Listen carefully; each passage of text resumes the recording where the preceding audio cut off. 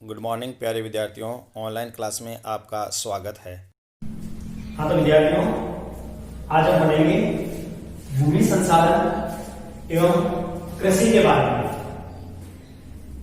कि भूमि के संसाधन कौन कौन से हैं और कृषि कि हमारे राजस्थान में कौन सी ऋतु में कौन सी कृषि की जाती है। तो सबसे पहले बात करते हैं भूमि की भूमि क्या है। प्राकृतिक संसाधनों में भूमि एक महत्वपूर्ण संसाधन है। भूमि और जलवायु की विभिन्नता के कारण विश्व के विभिन्न भागों में जनसंख्या का असमान वितरण देखने को मिलता है। यानी अगर आप भूमि और जलवायु इन दोनों की विभिन्नता को देखोगे तो पूरे विश्व में आपको जनसंख्या का असमान वितरण देखने को मिलेगा। जैसे हम चाइना की बात करें, हमारे देश की बात करें, अमेरिका की बात करें, तो जनसंख्या का कितना असमान वितरण है। तो ये सब भूमि उनके संसाधन के कारण ही और जलवायु की विभिन्नता के कारण ये जनसंख्या का असमान वितरण देखने को मिलता है।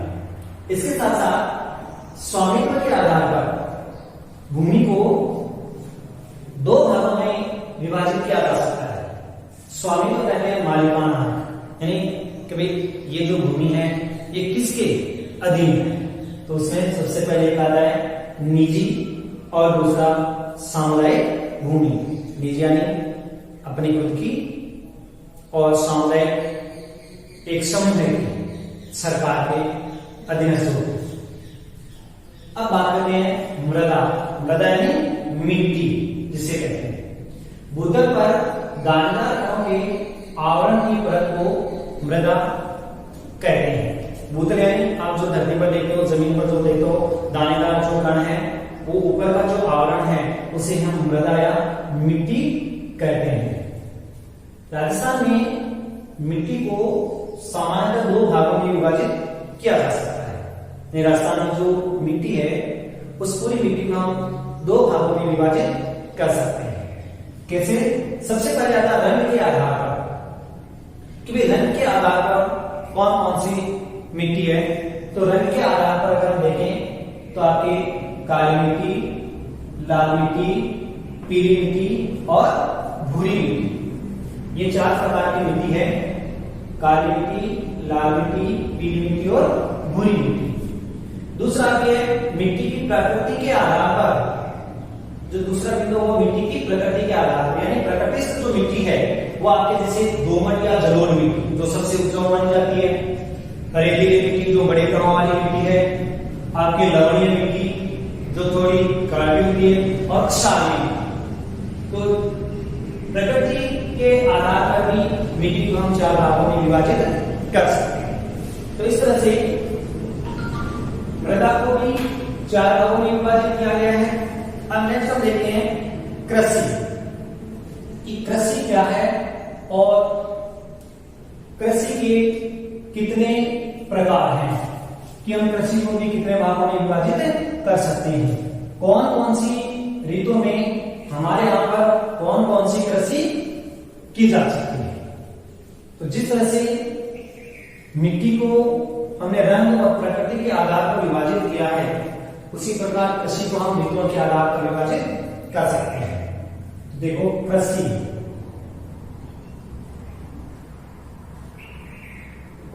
कृषि क्या है कि राजस्थान की अर्थव्यवस्था को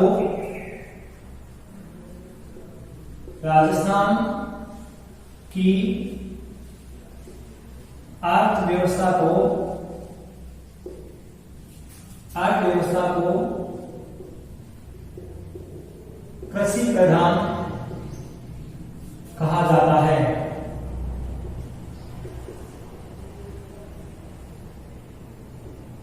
राजस्थान की अर्थव्यवस्था कृषि प्रधान है क्योंकि यह राज्य में सबसे अधिक लोगों की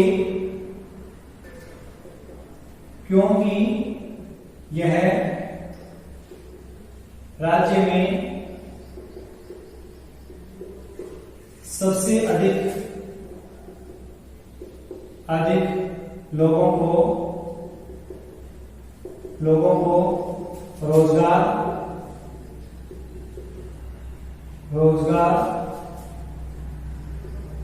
उपलब्ध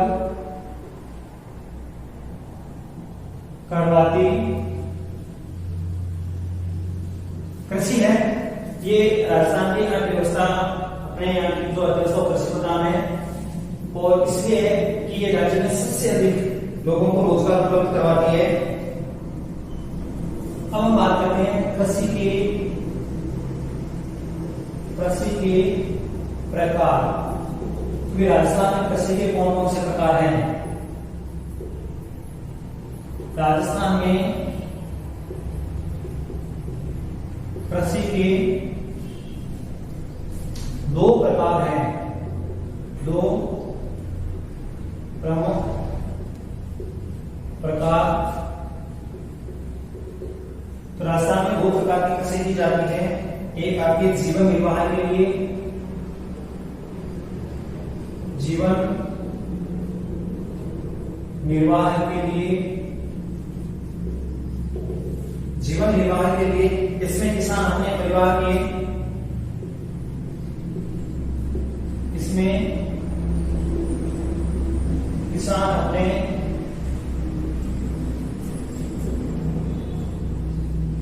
परिवार के पालन पोषण के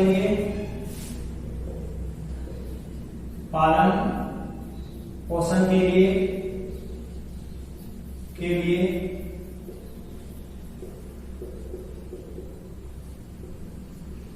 कृषि करता है। दूसरा है आपकी वाणिज्यिक कृषि।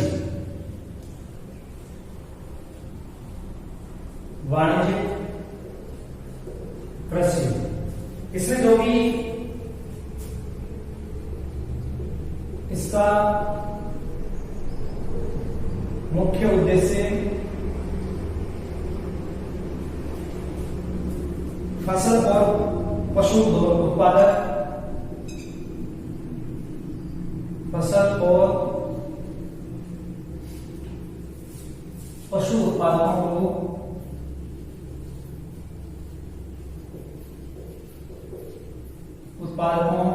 को बाजार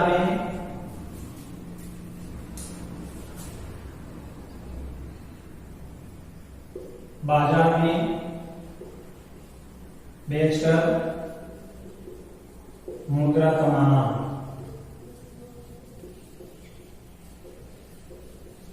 बाजार में बेचकर मुद्रा कमाना, यह तीन प्रकार की होती है।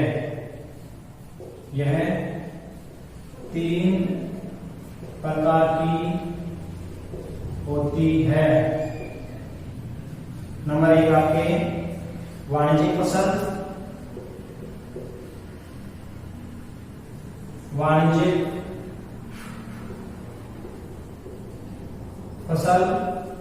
नंबर दो आपके मिश्रित कृषि,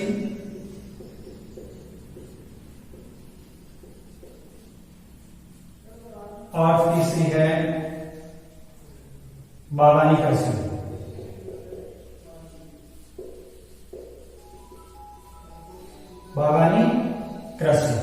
यानी कि कृषि के राजस्थान में दो मुख्य प्रकार है। नंबर एक जीवन निर्वाह के लिए, इसमें किसान अपने परिवार का पालन पोषण करने के लिए कृषि करता है।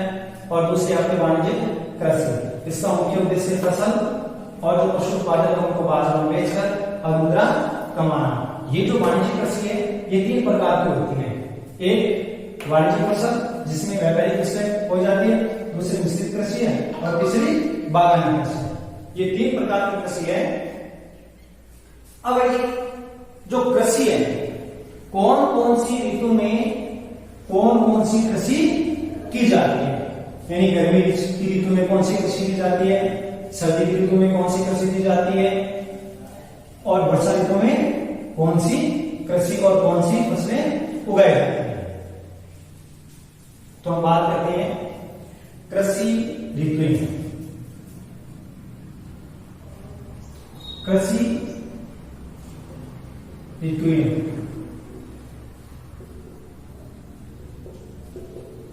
कृषि ऋतुओं में आप देखोगे कि खरीफ की फसल, रबी की फसल और जायद की फसल।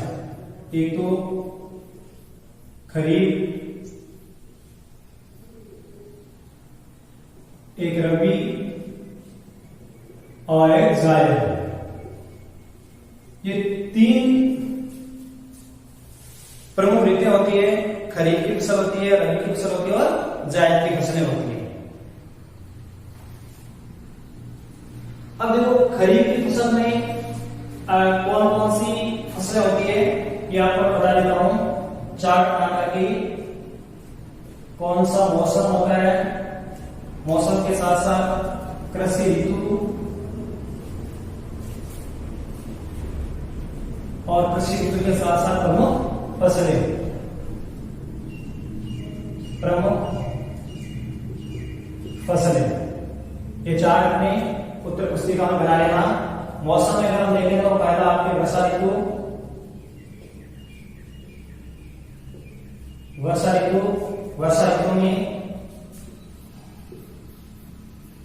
खरीफ और इसमें आपके बाजरा, मक्का, ज्वार, मूंगफली और चावल। दूसरा आपके आता है शीत ऋतु,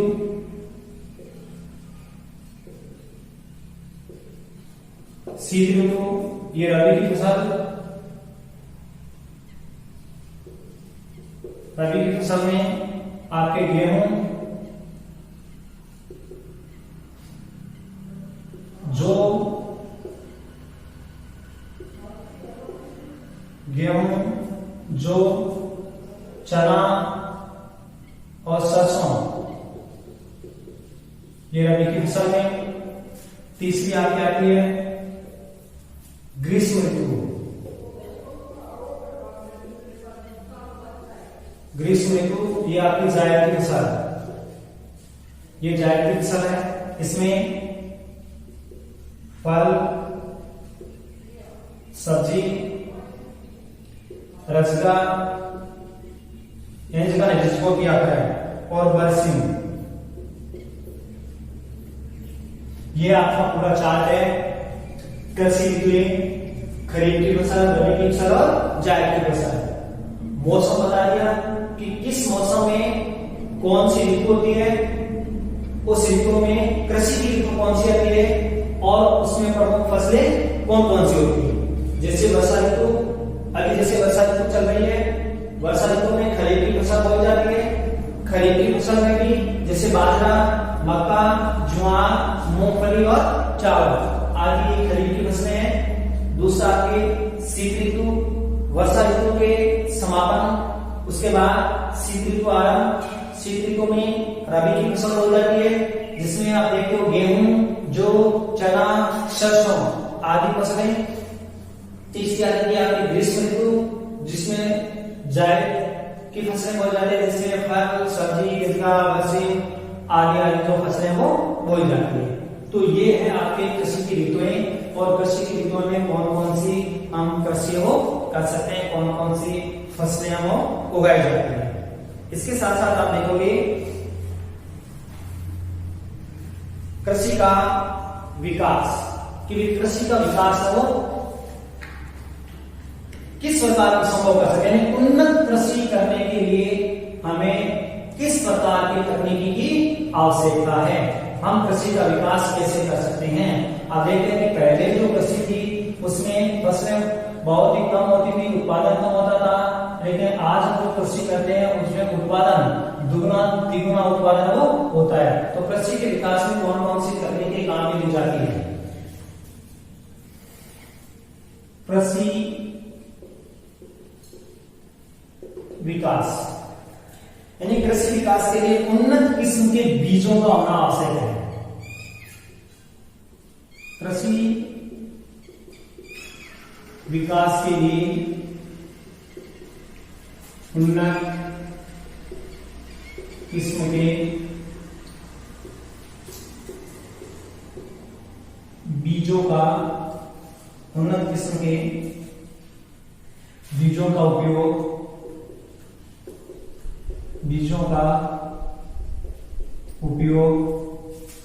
किया जाना चाहिए।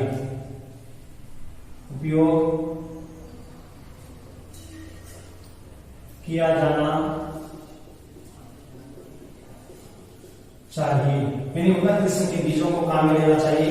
इसके साथ साथ बोए गए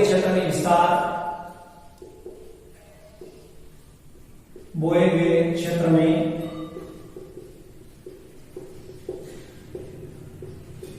यानी अधिक से अधिक क्षेत्र में कृषि की जाए। सिंचाई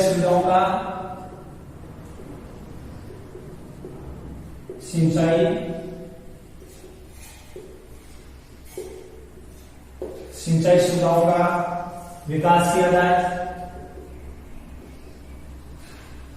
जो भी हमारे पास सिंचाई की तकनीकी सुविधाएं हैं, जैसे स्प्रिंकलर सिस्टम है, बूंद फव्वारा प्रणाली है, इसके साथ उर्वरकों एवं कीटनाशक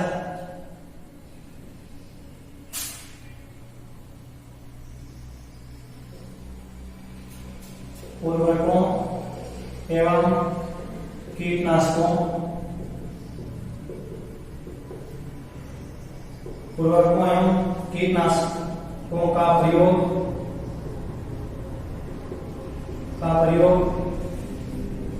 कृषि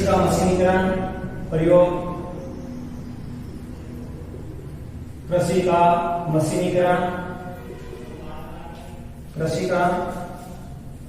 मशीनीकरण किया जाए। मशीनीकरण यानी नई तकनीकी का उपयोग किया जाए। कृषि का मशीनीकरण किया जाए तो निश्चित रूप से हम कृषि का उन्नत विकास कर सकते हैं। यानी कि पहले जैसे ऊंटों से, बैलों से, इनसे खेती की जाती थी, आज जैसे ट्रैक्टर है, नई सीडर मशीन या अन्य प्रकार से जैसे कृषि के उपकरण है, इन उपकरणों का ज्यादा से ज्यादा उपयोग किया जाना चाहिए। इस तरह से कृषि का विकास संभव किया जा सकता है। अब आपको बताओ आधुनिक कृषि फार्म कहां पर है? आधुनिक कृषि फार्म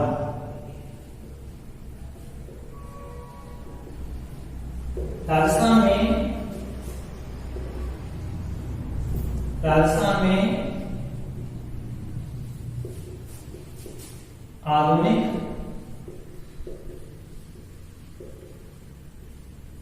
कृषि फार्म श्री गंगानगर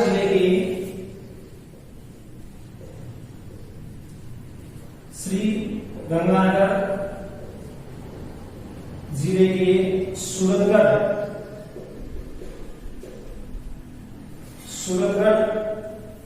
नामक स्थान पर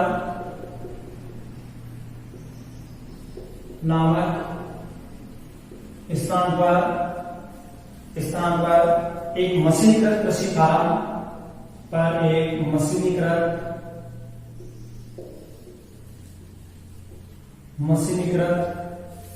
कृषि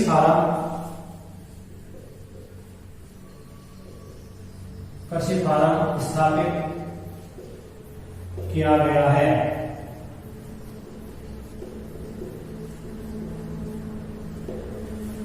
तो आधुनिक जो कृषि फार्म है वो अपने यहाँ राजस्थान में भी है। आधुनिक कृषि फार्म राजस्थान के श्री गंगानगर जिले के सूरतगढ़ नामक स्थान पर मशीनीकृत कृषि फार्म स्थापित किया गया है, जहां पर विभिन्न प्रकार से नई नई तकनीकी के माध्यम से कृषि का कार्य किया जाता है।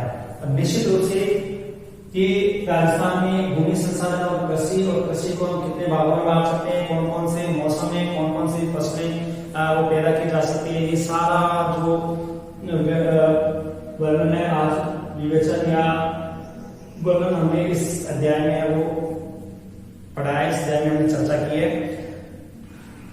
अब आपके अगर किसी भी प्रकार की कोई समस्या हो या कोई बात समझ में न आई हो तो आप उस बिंदु की फोटो लेकर अपने व्हाट्सएप ग्रुप पर सेंड करें। धन्यवाद।